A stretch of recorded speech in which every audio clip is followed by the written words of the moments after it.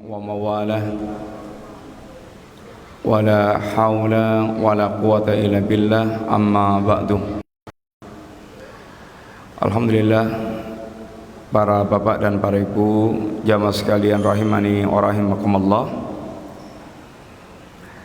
Insyaallah kita melanjutkan pembahasan kita dari kitab Al-Kabair. Kita masuk pada Al-Kabirah Ar-Rabi'ah Asyratah. Kita masuk pada pembahasan dosa besar yang ke-14, yaitu syurbul khamri wa illam yuskir minhu. Minum khamr walaupun dia tidak sampai mabuk dengan minum khamr tersebut. Khamr adalah kullu muskirin. Setiap yang memabukkan adalah khamr. Dan kalau sudah sifatnya itu memabukkan, maka sedikitnya maupun banyaknya sama, yaitu hukumnya adalah haram, diharamkan oleh Allah Subhanahu wa ta'ala.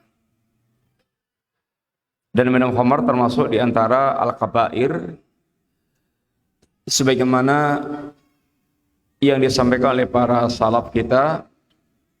Di antara definisi atau perbuatan itu masuk al-kabair apabila dilaknat oleh Allah Subhanahu wa taala atau diancam dengan had, yaitu hukuman had atau hukuman yang ditegakkan berkaitan dengan pelaku perbuatan tersebut, seperti zina dirajam, kemudian minum khamr umpamanya dicambuk, atau juga diancam dengan yaitu neraka, atau disifatkan dengan sesuatu yang dimurkai oleh Allah Subhanahu wa taala. Ini adalah di antara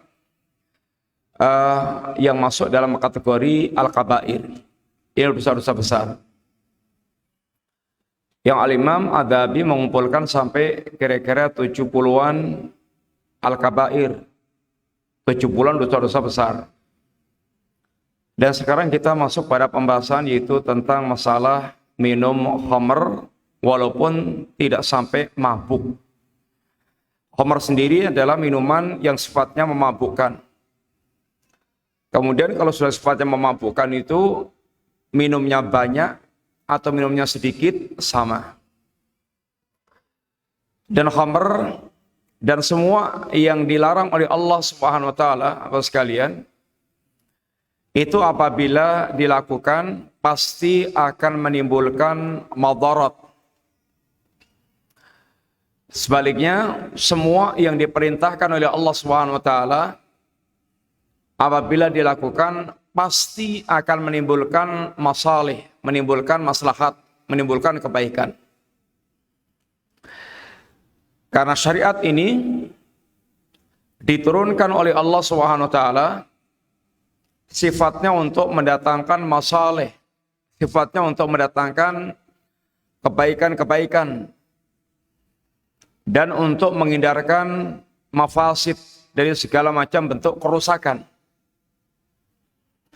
Dan kalau kemudian bertemu antara maslahat dan mafsadat, apabila satu perkara itu tidak bisa menimbulkan maslahat yang murni dan tidak bisa menyingkirkan madarat secara total, sesuatu itu harus bertemu dalam suatu perkara, maka kaidahnya agama kita mengajarkan agar yaitu memilih yang maslahatnya lebih besar atau menghindari jika madaratnya lebih besar. Ini adalah sifat syariat agama kita. Berkaitan dengan khamr, pengharamannya khamr bertahap. Dan itu juga termasuk di antara sifat syariat Islam. Seandainya ayat-ayat ahkam itu diturunkan pada saat awal-awal Islam, pasti akan ditolak. Karena mereka terasa serba beban, serba terbebani, yang akan memisahkan mereka dengan kesenangannya. Oleh karena itulah, Bapak sekalian, awal-awal turunnya syariat agama ini, pelajarannya rata-rata berkaitan dengan akidah tauhid. Yaitu penanaman rasa pengagungan terhadap Allah Subhanahu wa taala. Sehingga tertanam di hati seorang hamba gambaran tentang Allah, sehingga muncul rasa pengagungan tentang Allah taala. Juga berkaitan dengan penanaman akidah tentang perkara-perkara yang gaib, surga, neraka, sehingga tergambar di hati seorang hamba gambaran tentang surga, gambaran tentang neraka, yang itu akan sangat berdampak nanti dalam kehidupannya. Demikian pula keimanan dalam perkara gaib yang lainnya, kepada malaikat, dan kepada berbagai macam perkara gaib yang diterangkan oleh Allah Subhanahu wa taala, yang sifatnya orang-orang mukmin adalah alladzina yu'minuna bil ghaibi. Ini orang-orang mereka beriman dengan perkara yang gaib. Dan ini akan menjadi sandaran atau akan menjadi tumpuan diturunkannya beban-beban syariat agama Allah Subhanahu wa taala.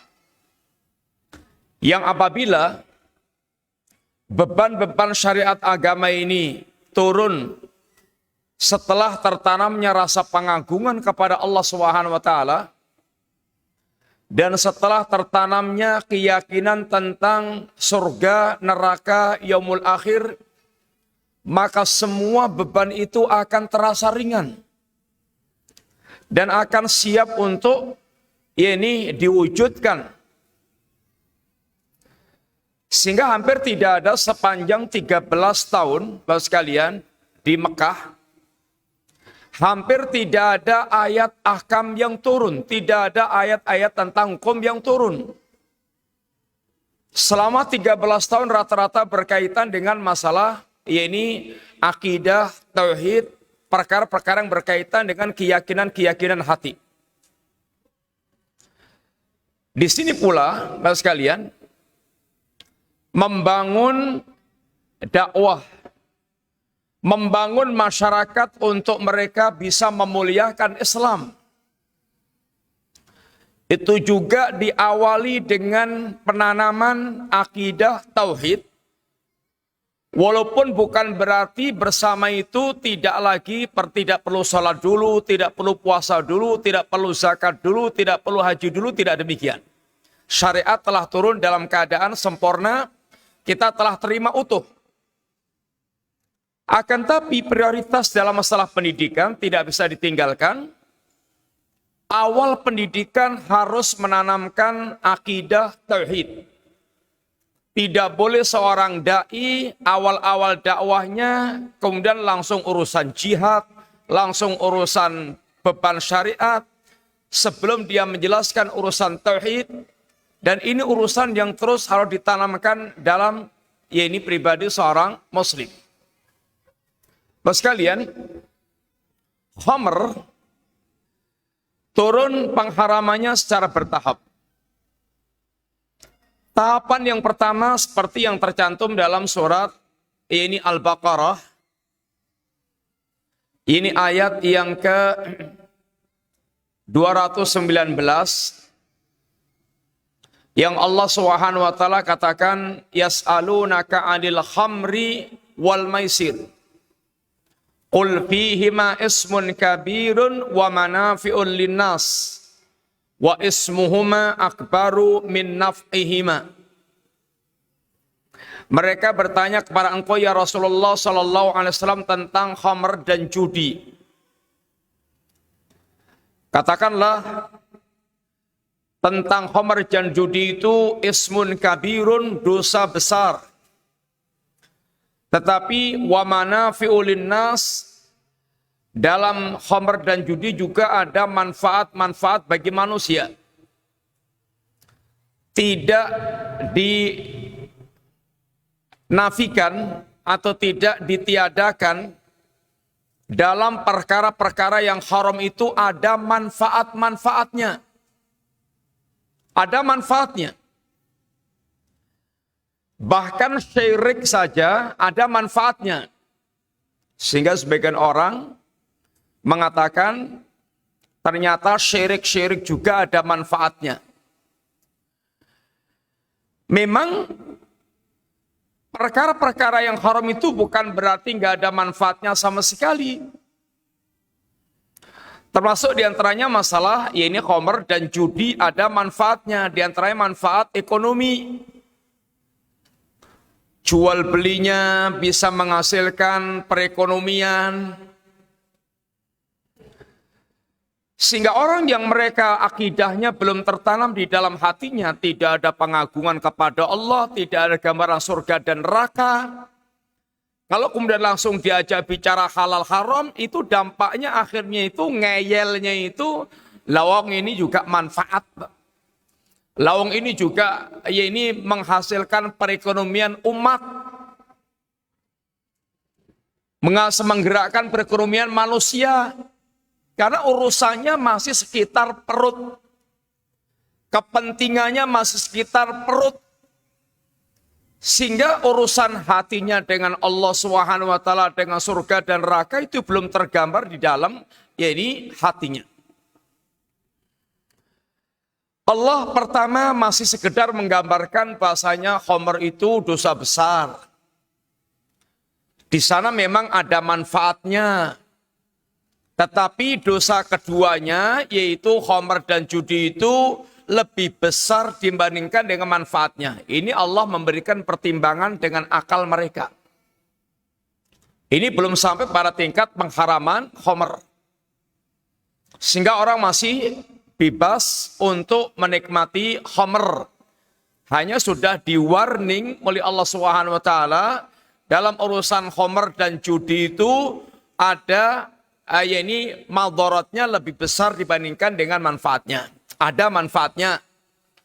Bisa menghangatkan tubuh, bisa membuat orang seperti berani, kemudian manfaat ekonomi. Tetapi madarat yang ada lebih besar. Dosa yang ada lebih besar dibandingkan dengan manfaatnya. Berikutnya, tentang khamr Allah turunkan ayat. Ini Allah mengetuk dengan mengawali dengan ketukan iman. Yas'alunaka ini ya ayyuhalladzina amanu la taqrabus shalah wa antum sukara hatta ta'lamu ma taqulun. Wahai orang yang beriman, Allah mengetuk dengan ini ketukan iman yang ada di dalam hatinya. Sekalian, sahabat Ibnu Mas'ud diantaranya mengatakan kalau Allah menyuruh kalian dengan ya ayyuhalladzina amanu wahai orang yang beriman maka pasanglah telinga Anda karena Allah akan mendatangkan perintah yang harus dilaksanakan atau larangan yang harus dijauhi. Dan mengawali dengan panggilan ya ayyuhalladzina amanu Bapak sekalian itu untuk memberikan ketertarikan secara khusus. Yang dibalik panggilan ya ayyuhalladzina aman itu diantaranya diingatkan satu. Wahai orang yang telah Allah berikan kenikmatan khusus yang tidak Allah berikan kepada yang lainnya. Karena nyuwun ngapunten iman itu adalah nikmat khusus. Kalau soal dunia Allah berikan kepada siapapun dari hamba, baik yang Allah cintai atau yang tidak Allah cintai, semuanya Allah berikan dunia, harta yang banyak, jabatan yang tinggi, rupa yang tampan, anak, istri, dan kenikmatan dunia yang lainnya. Orang kafir ya Allah berikan, orang musyrik ya Allah berikan, orang munafik ya Allah berikan, orang mukmin ya Allah berikan. Bahkan terkadang orang yang kafir, munafik, musyrik, ahli maksiat, dunianya bisa berlebih-lebih, itu yang namanya istidrat. Akan tapi sebanyak apapun dunia itu dinamai oleh Allah dengan mataun qalil, yaitu kenikmatan yang sebentar dan sedikit. Sebentar dari si waktunya, karena memang berapapun, berapa ratus tahun pun yang manusia nikmati dari kenikmatan hidup di dunia, hakikatnya adalah pendek. Karena satu hari di sisi Allah itu adalah seperti 1000 tahun dalam hitungan kita. Inna yauman inda rabbika ka'alfi sanatin mimma ta'udun. Sesungguhnya satu hari di sisi Allah itu seperti 1000 tahun dalam hitungan kalian. Seandainya sekalian kita diberikan umur oleh Allah 100 tahun, artinya kita hanya punya umur sekitar 2,4 jam. Dan dunia itu sebanyak apapun hakikatnya adalah qalil, adalah sedikit. Sedikit. Sehingga ketika Allah bicara tentang orang-orang yang Allah luaskan dunianya, dipanjang lebarkan dunianya, kemudian dia nanti harus dilempar ke jahanam, kata Allah, numatti'uhum qalilan summa nattaruhum ila adzabin ghalidh. Kami berikan kesempatan pada mereka untuk menikmati dunia dalam waktu yang singkat dan nikmat yang rendah. Karena dunia itu nggak ada nikmat murni, nggak ada. Nggak ada orang nikmat dari awal sampai akhir 100% nikmat, nggak ada. Orang mau kaya ya capek-capek dulu, orang mau menjadi pejabat ya susah-susah dulu. Bahkan setiap yang mereka lakukan diiringi dengan capek, dengan kelelahan, dengan yaitu kesulitan. Bahkan kata Ibnul Qayyim, muhibbud dunya la yanfaqu min salasin, pencinta dunia, budak-budak dunia, pecinta dunia tidak pernah lepas dari 3 hal. Yang pertama yaitu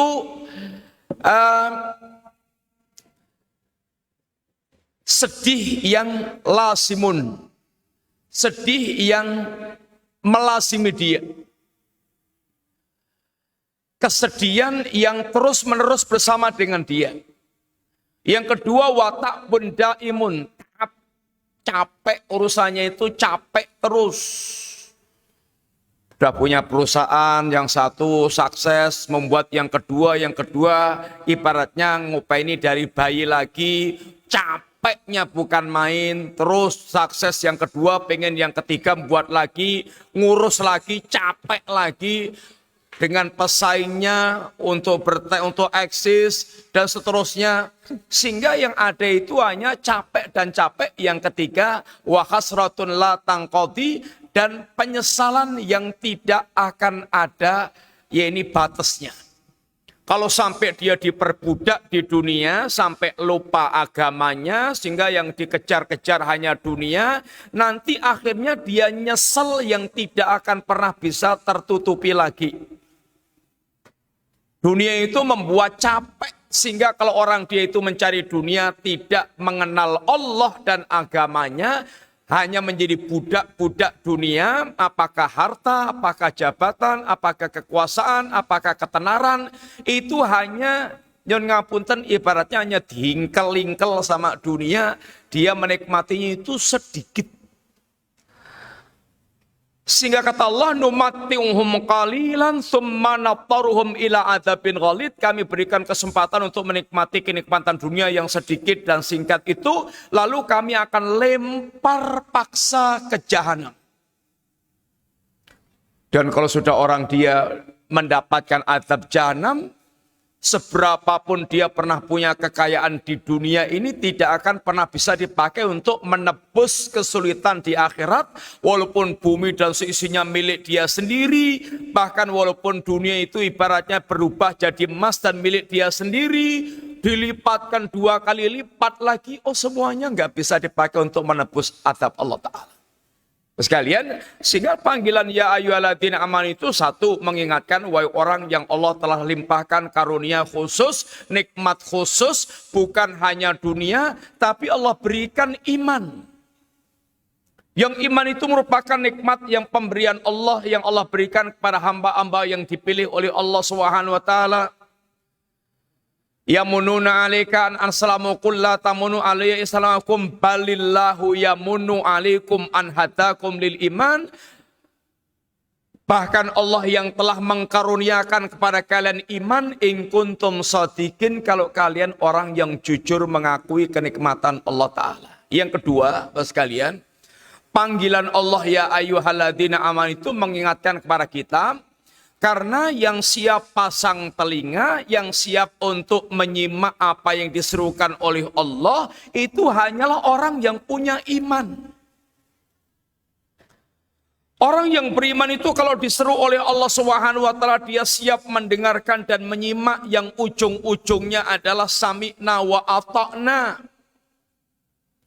Innama qalal mu'minina idza du'u ila Allahi wa rasulihi yahkuma bainahum ayyaqulu sami'na wa ata'na.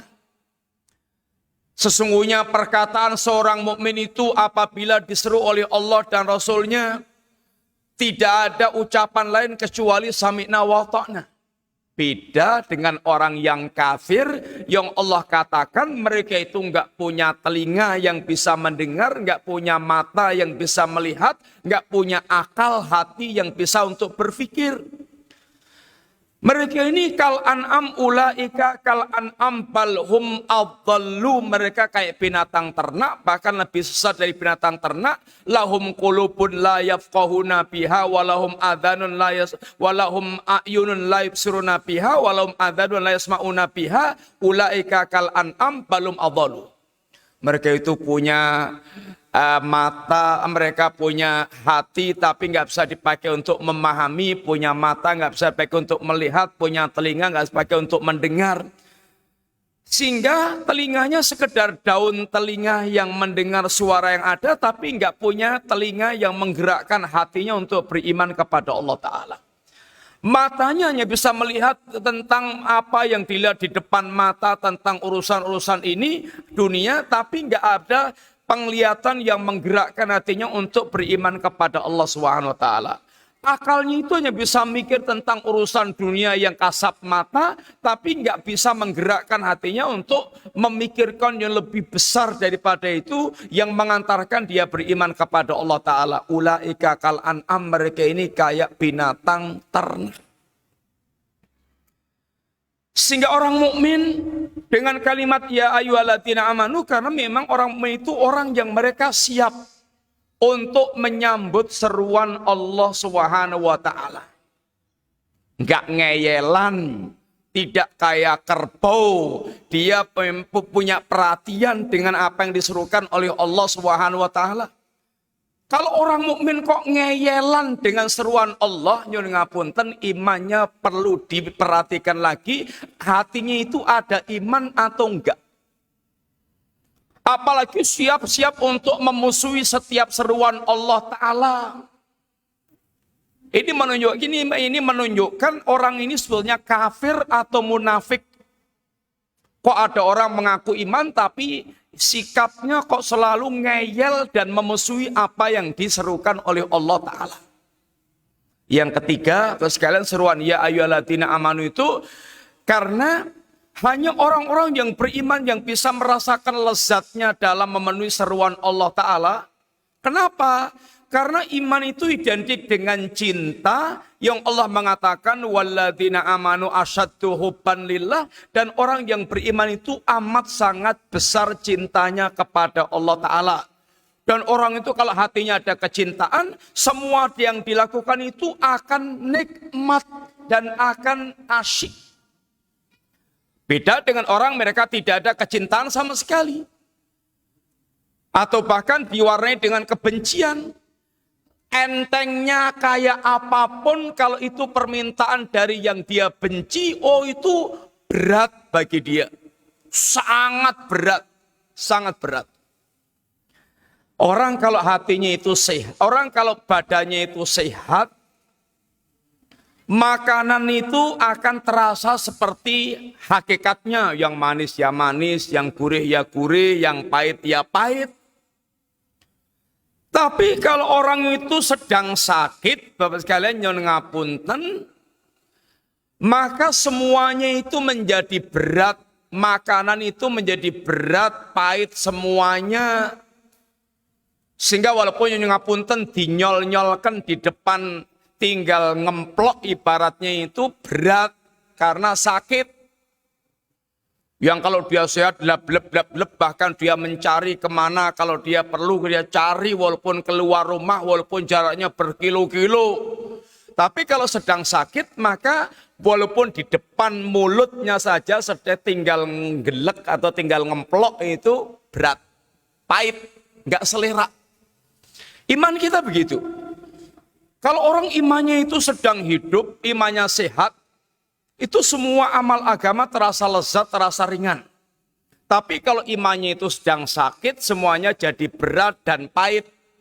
Apalagi nyun ngapunten hatinya mati, itu kayak saraf kita ini kalau sudah mati, dicubit juga nggak terasa, apalagi sudah dicubit, mbok ya dibacok-bacok itu nggak dirasa. Sehingga ada orang yang mereka itu hatinya, tingkatannya nyun ngapunten, maksiat segede apapun tidak pernah terasa pedih di hatinya. Ada orang dia hanya melakukan maksiat kecil itu membuat hatinya terguncang. Tapi ada orang maksiat segede apapun itu tidak membuat susah hatinya.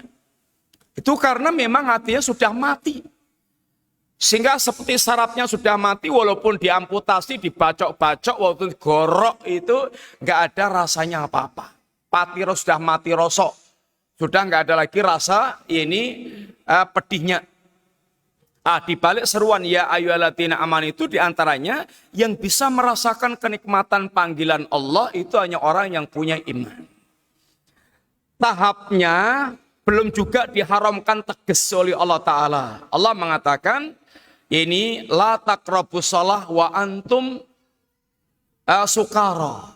Wahai orang yang beriman, jangan kamu dekat-dekat salat sedangkan kamu sedang mabuk. Sehingga sebagian sahabat sudah bisa menjauhi khamr, tapi sebagian yang lainnya belum. Karena sifatnya belum larangan. Sampai ada kasus sahabat yang mereka ini sholat dalam keadaan mabuk sehingga bacaannya muter-muter karena sedang mabuk. Dan cari waktu yang panjang, ba'da isya sampai subuh itu waktu yang paling panjang diantaranya. Sehingga kalau mabuknya itu ba'da isya itu diharapkan subuhnya sudah sadar. Ternyata sebagian mereka sampai subuh juga mendemnya belum sadar. Sampai tahapan yang terakhir, yaitu Allah dengan tegas mengatakan, ya ayyuhalladzina amanu, innamal khamru, wal maisiru, wal aslamu, wal ansabu, wal aslamu rijsun min amali syaitan, fajtanibuhu la'allakum tuflihun. Sampai pada ayat berikutnya, yang terakhirnya, fahal antum muntahun.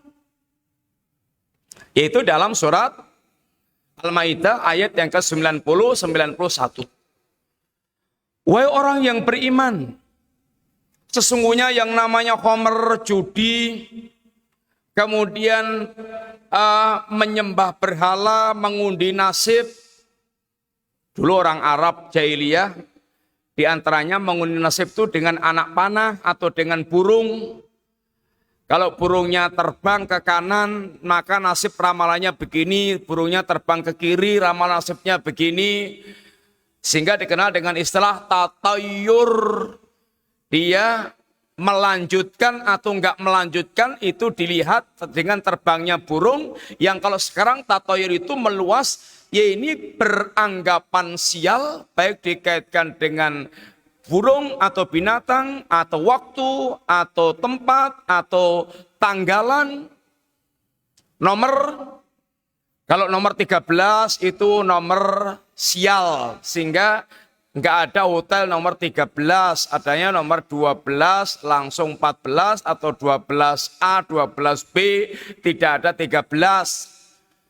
Atau juga ya ini hari sial atau bulan sial, suro itu bulan sial untuk kawin, sehingga nggak ada orang ngawinkan di bulan suro karena keyakinannya bakal burem perkawinannya itu. Kemudian juga ya ini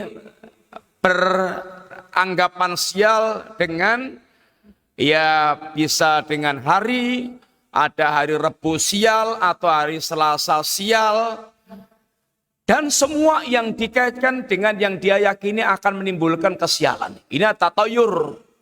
Seorang muslim diajarkan untuk membuang semua pemikiran tatayur itu dan digantikan dengan tawakal kepada Allah Subhanahu wa taala. Maka doa kita ketika kita keluar rumah, bismillahi, dengan menyebut nama Allah, dengan semua nama-nama Allah yang maha sempurna, dengan semua asmaul husna yang dimiliki oleh Allah taala. Bismillahi, tawakkaltu 'ala Allah wala haula wala quwata illa billah. Kalau sudah niat keluar dan keluarnya itu adalah untuk kebaikan, bukan untuk kemaksiatan, maka sudah hatinya ditawakalkan kepada Allah Subhanahu wa taala dengan menyebut nama Allah. Aku bertawakal kepada Allah dan tidak ada kekuatan kecuali dari Allah taala. Sehingga kalau ada apa-apa itu semuanya hatinya kembalinya kepada Allah taala.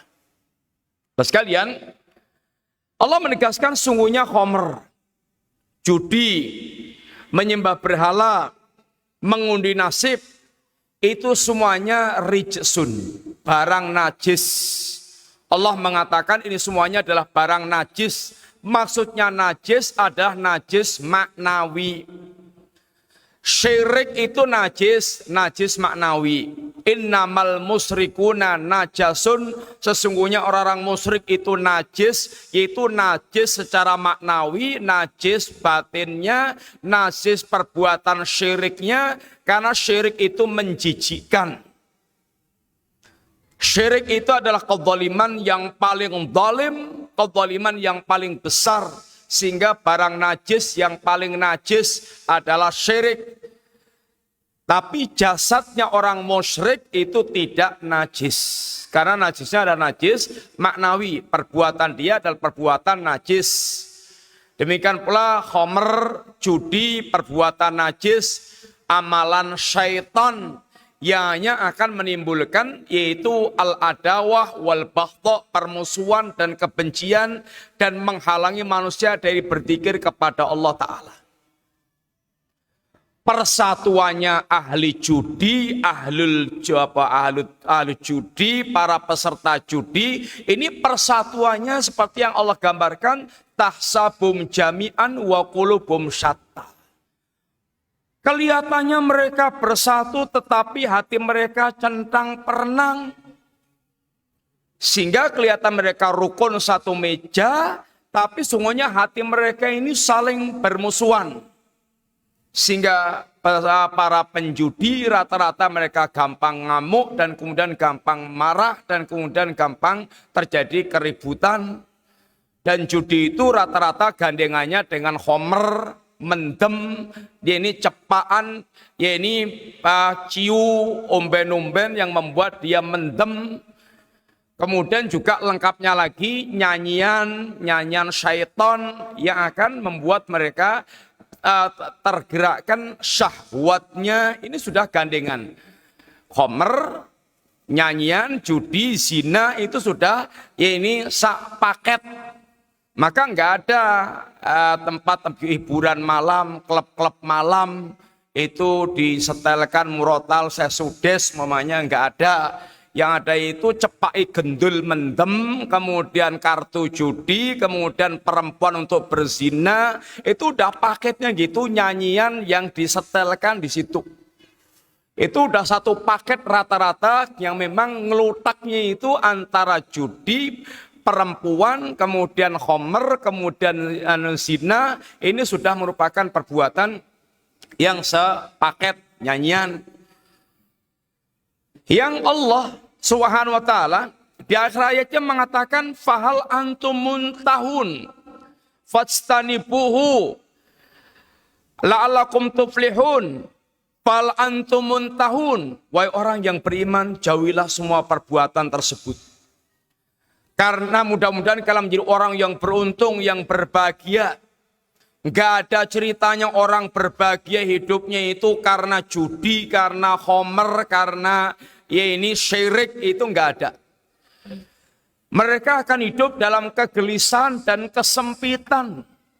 Walaupun dia dewa judi, kalau judi menang terus, nggak ada orang judi itu tenang hidupnya, bahagia hidupnya, tentrem hidupnya, kemudian punya sosial yang baik, nggak ada ceritanya. Demikian pula tukang mendem itu nggak ada ceritanya dia berbahagia, dia sukses, walaupun dia sukses mendem 10 gendul ya dia bisa, sakrak juga dia bisa, tapi nggak ada ceritanya orang mendem itu bahagia, nggak ada. Kebahagiaan itu bersama dengan menjauhi hal-hal yang diharamkan oleh Allah Subhanahu wa Ta'ala. Kegelisahan itu bersama dengan jauhnya mereka dari Allah, dan kebahagiaan hati itu bersama dengan dekatnya manusia dari Allah Subhanahu wa Ta'ala. Bapak sekalian, fal antumun tahun, tidakkah kalian berhenti? Bapak sekalian, lihat dampaknya ketika mereka sudah dididik oleh Nabi dengan pendidikan iman. Ketika mereka telah didik Nabi dengan pendidikan iman, sehingga pengagungan kepada Allah itu telah ada, rasa manisnya iman telah muncul, gambaran surga neraka itu telah tergambar di depan mata mereka. Ketika Rasulullah SAW ingin mengumumkan pengharaman khamr, boten onten kesulitan babar pindah. Jelas nggak ada kesulitan apapun. Kalau negeri kita ini baru mau membuat undang-undang rokok saja, itu tarung dulu dan banyak yang protes. Khamr pun juga demikian. Padahal sudah disepakati oleh ahli dunia bahwa ini barang-barang yang penuh dengan madharat. Tapi untuk kemudian mengundangkan haramnya barang-barang yang merusak tadi, karena memang mentalnya belum tertanam keimanan, itu yang ada hanya protes, walaupun dia sudah kopluan, sudah kokonan, tapi ngudat-ngudutnya itu kayak sepur, itu ya belum tidak ada kesiapan untuk dia menerima, ya ini apa yang jelas-jelas secara agama kaidahnya sudah sangat jelas. Sehingga bahkan bersatu dengan ahli maksiat untuk tetap mempertahankan ya ini barang-barang yang rusak tersebut. Bapak sekalian, Nabi tidak. Para sahabat yang sudah tertanam rasa pengagungan terhadap Allah Subhanahu wa Ta'ala, Nabi cukup mengutus satu orang untuk keliling di kota Madinah dan mengumumkan kepada mereka, ala innal khamra qad hurimat. Ala innal khamra qad hurimat. Ketahuilah sungguhnya khamr telah diharamkan oleh Allah Subhanahu wa Ta'ala. Maka tidak ada satupun telinga seorang mukmin yang mendengar pengumuman utusan Nabi dan ayat dibacakan kepada mereka kecuali jawabannya adalah intahaina ya Rabb. Ya Allah, aku berhenti ya Allah, sebagai tanda ketaatan ketunduk patuhan mereka terhadap seruan Allah Subhanahu wa Ta'ala. Sekalian, ini adalah buah pengagungan terhadap Allah Ta'ala. Tidak menjadi generasi yang ngeyel, yang suka membantah, yang suka memprotes, karena memang mentalnya tidak siap. Para sahabat ketika hatinya telah ada rasa pengagungan kepada Allah dan pengagungan kepada perkara-perkara yang gaib, iman telah tertanam di hati mereka, maka ketika ada tuntutan dari Allah Subhanahu wa Ta'ala, ya ini tidak ada kesulitan apapun yang dihadapinya, mereka dengan sukarela meninggalkan apa yang diharamkan oleh Allah Ta'ala. Bahkan digambarkan gang-gang Madinah itu kayak banjir khamr. Kayak banjir khamr. Semua pemilik khamr, semuanya dibuang, dituang tanpa berpikir berapa kerugian material yang mereka derita. Nggak ada pikiran kerugian material, ini adalah yang pentingnya adalah seruan Allah, maka mereka kemudian siap untuk memenuhi apa yang menjadi perintah Allah Subhanahu wa Ta'ala. Sekalian, ini tahapan yang terakhir yang dengan jelas, yaitu pengharaman khamr, perintah Allah fahal antum muntahun, sehingga sejak itu maka khamr yakni haram mutlak dan para sahabat meninggalkan semuanya, yakni perbuatan atau perkara yang telah diharamkan oleh Allah Subhanahu wa taala tersebut. Kemudian riwayat yang dibawakan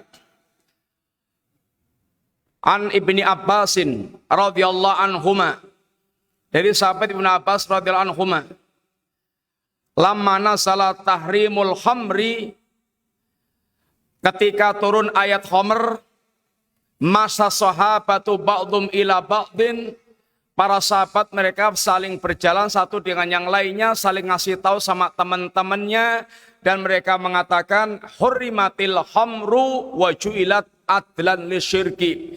Khamr telah diharamkan oleh Allah dan Allah sejajarkan sebandingkan dengan syirik. Sehingga para sahabat yaitu semuanya saling menyampaikan satu dengan yang lainnya dalam rangka untuk menyebarluaskan pengumuman tentang haramnya khamr, dan tidak ada seorang sahabat pun yang keberatan dengan turunnya yakni ayat khamr tersebut. Dan Abdullah bin Umar mengatakan annal khamra akbarul kabair, khamr itu dosa besar paling besar. Dan dikatakan ummul khaba'ith dalam sabda Nabi yang lain, dalam sabda Nabi diantaranya dikatakan ummul khaba'ith. Khamr itu umul khaba'is, ibu, induk, khaba'is kekejian. Memang dari khamr ini rata-rata menimbulkan perbuatan keji, membunuh, atau kalau enggak ya mendemnya itu membuat kemudian namanya orang mendem itu ngomongnya ngomyang enggak karuan, sehingga sak kampung itu kadang ditakut-takuti sama orang mendem ini. Sampai kemudian membunuh, sampai kemudian berzina, sampai kemudian berzina pun nggak mau tahu ibunya sendiri, buliknya sendiri, saudaranya sendiri, kadang dizinai, sehingga dikatakan umul khaba'ith. Dalam riwayat yang lainnya dengan umul fawahish, induknya segala kekejian. Terus sekalian, dan dikatakan orang yang mereka minum khamr ini besok diantara hukumannya adalah akan diminumi dengan tinatul khobal. Tinatul khobal itu nanah dan darahnya ahli neraka, itu beratnya diperes kemudian menjadi minumannya orang yang di dunia mereka minum khamr. Dan hukuman dunianya itu dijilid atau dicambuk, sebagian mengatakan 40, sebagian mengatakan 80 cambukan untuk para peminum khamr. Kalau mereka sampai yang keempat nggak mari-mari biar dibunuh atau mereka bisa dibunuh. Ini ada di antara hukuman peminum khamr yang dijelaskan di dalam riwayat-riwayat. Sekalian masuk waktu Isya, kita cukupkan sekian dulu, mudah-mudahan manfaat. Insyaallah kita lanjutkan pembahasan ini berikutnya pada pertemuan yang akan datang bismillah. Matur nuwun, wa sallallahu ala nabiyina Muhammadin wa ala alihi washabihi wasallam. Subhanakallahumma wa bihamdika asyhadu an la ilaha illa anta astaghfiruka wa atubu ilaik. Assalamualaikum warahmatullahi wabarakatuh.